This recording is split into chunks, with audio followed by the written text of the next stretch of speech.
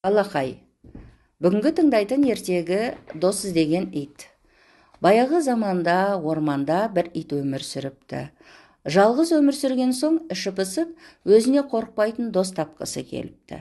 Бір күні орманда келе жатып, ит қоянды кездестіріпті. Оған былай дейді: "Қоян, кел дос болайық, бірге өмір сүрейік."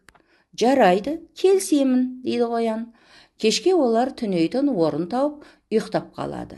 Түнде олардың жанынан тышқан жүгіріп өтеді. Ит сыбдыр естіп, секіріп тұрып, қатты үреді.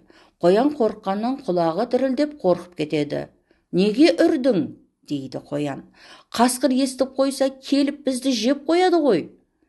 "Бұл нашар дос болады екен", деп ит ойлайды. Қасқырдан қорқады, ал қасқыр ешкімнен қорықпайтын шығар.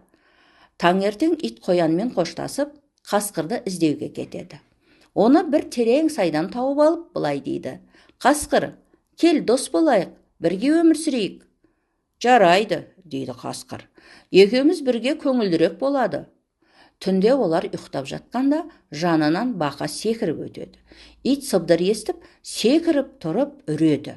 Қасқыр қорқып оянып, итке ұрса бастайды. "Ей сен! Аю естіп қойса, келіп бізді жыртып жібереді." "Қасқыр да қорқады екен ғой. Ендеше мен аюмен дос болғаным дұрыс шығар", деп ойлайды. Сөйтіп ол аюға барады.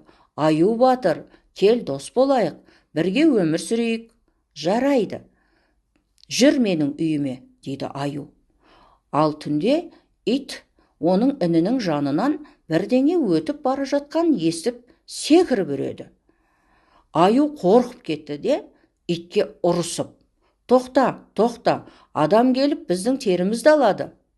"Ей, мынау да қорқақ болып шықты ғой", деп ит аюдан қашып адамға барады.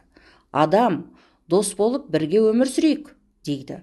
Адам келісіп, итті тамақтандырды және оған шағын үйшік салды.